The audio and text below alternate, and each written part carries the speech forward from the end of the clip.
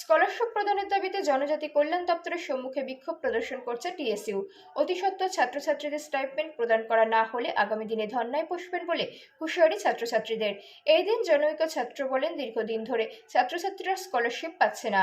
এই স্কলারশিপের ছাত্রছাত্রীদের জন্য অত্যন্ত গুরুত্বপূর্ণ, কারণ এই স্কলারশিপের টাকা দিয়ে ছাত্রছাত্রীরা পড়াশোনার খরচ বহন করে থাকেন।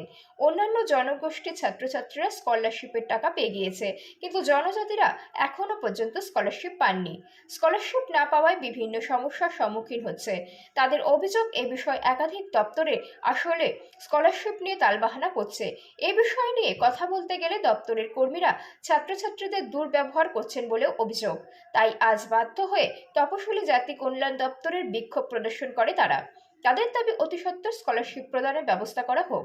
তাদের দাবি পূর্ণ করা না হলে আগামী দিনে ধর্নায় বসবেন বলে হুঁশিয়ারি ছাত্রছাত্রীদের। আপনারা জানেন, বর্তমানে ত্রিপুরায় প্রাকৃতিক দুর্যোগের ফলে অনেক ছাত্রছাত্রীরা অসুবিধায় আছে। এখন অনেক রিলিফ ক্যাম্পেও এরকম ছাত্রছাত্রীরা আছে, কিন্তু এই প্রাকৃতিক দুর্যোগের ফলে এর আগেও আমরা যারা ছাত্রছাত্রীরা অসুবিধা আছে তাদের প্রতি আমরা সহানুভূতি জানিয়ে আজকে আমরা এখানে বিএড পড়ুয়া ছাত্রছাত্রীরা রয়েছেন, ইকফায়ে পড়ুয়া ছাত্রছাত্রীরা রয়েছেন। আমরা দেখতে পাই প্রত্যেক বছর, এটা একদিনের ব্যাপার না, প্রত্যেক বছর আমরা যখন ট্রাইবেল ওয়েলফেয়ারের নিকট যে একটা স্কলারশিপ প্রদান করা হয়, প্রত্যেক বছর এটা একটা লেনদি করা হয়। কঠিন পরিস্থিতির মধ্যে দিয়েও দাঁড়িয়ে আজকে আমরা ছাত্রছাত্রীরা এখানে একত্রিত হয়েছি এবং ওনার নিকট আমরা মিলিত হব।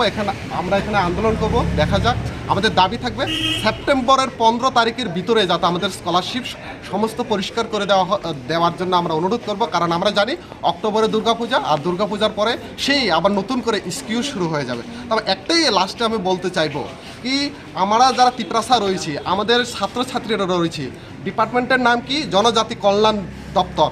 তুমি যদি জনজাতিদের কল্যাণই হও, এই নামের ব্যাখ্যা হলো তুমি কল্যাণ করো, তো তুমি কল্যাণের ক্ষেত্রে তো কোনো দেখা যাচ্ছে না, শুধু ছাত্রছাত্রীদের হয়রানি ভুগতে হচ্ছে। এটা হলো সমস্যা। মূলত এই দাবিগুলো নিয়ে আজকে আমরা ট্রাইবেল ওয়েলফেয়ারের নিকট এখানে ধর্নায় আমরা মিলিত হয়েছি।